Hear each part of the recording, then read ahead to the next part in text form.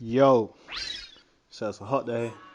I'm just here eating some grapes with a whole box. The whole plate. Yeah, that's right. I ate the box.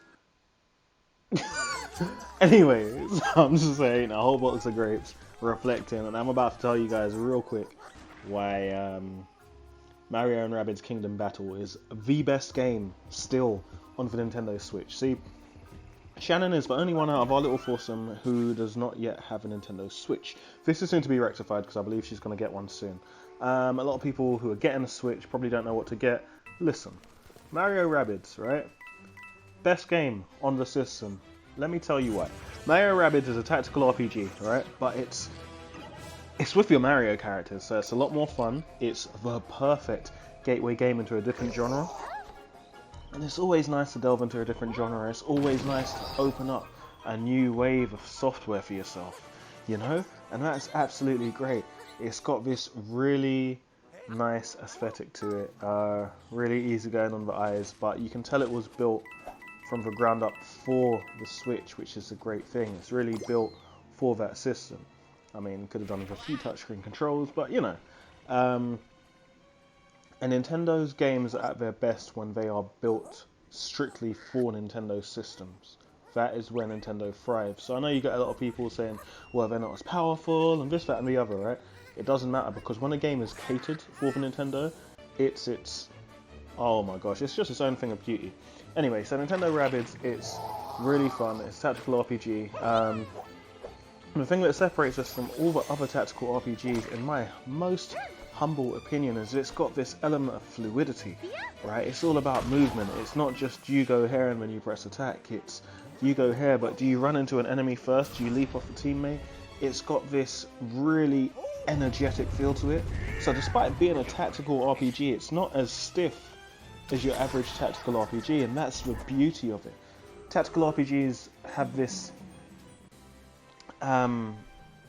stiff soul to them, you know? And I'm not saying they can't be great games. I really enjoy tactical RPGs, but a lot of the time they feel very stiff, very stagnant. But because you've got this constant feeling of movement and adrenaline, and the characters are all rushing about, and you know, you've got moves where you can actually counter during the enemy's turn, it is best described, as people say, like Mario meets XCOM.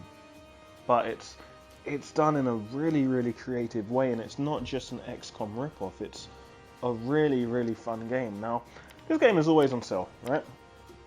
Always. And that doesn't mean it's not a good game. A lot of people say that. They say, oh, well, it's always on sale. That's because it's not a first-party Nintendo game, alright? If it's a Nintendo game, it's never going to go on sale. And if it does, it's going to be pathetic.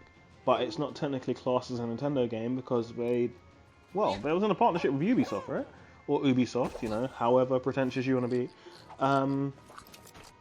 So every now and then you can pick it up for a very good price in the Nintendo eShop. The physical copy, I don't believe is going to set you back as much as other physical copies will these days. But it's just beautiful. It's brilliant. It is fun. It's very energetic. The story is fine. I won't lie. The story is fine. It's what it needs to be. It motivates you enough to keep you going. But obviously, it's not The Last of Us 2. You know, it's not gonna. It's not gonna divide a generation. But it's fun, and you've got this wave of characters, really creative.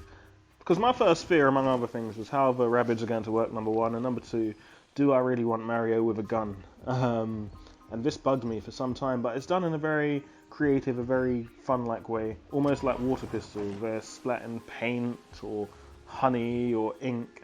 Very, very creative, and it really takes both worlds and smashes them together. You've got the craziness of Rabbids, and you've got them almost cosplaying as these Mario characters, but it works really well. You've got Rabbid Peach, who's essentially very vain, speaks a lot for this generation, always with her smartphone taking pictures of herself. And then you've got other characters, and these characters are done really well. I mean, can we just stop, take a moment, and just point out that Peach is the guy.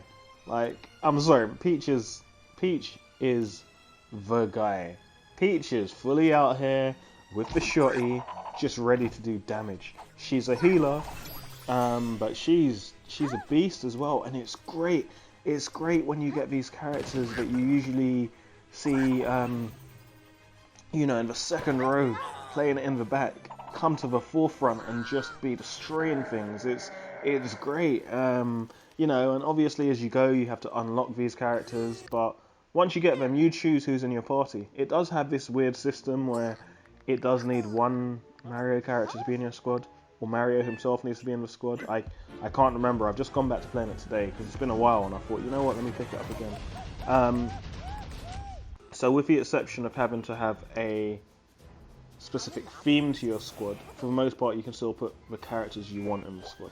Anyway, I just want this to be really quick, and I just want everyone to know, if you are just getting a Switch, if you already have a Switch, if you've been sleeping on this game, just pick it up, just try it. It is a ton of fun, hands down the best game on Nintendo Switch. Fight me. I will fight you. Alright, we're out.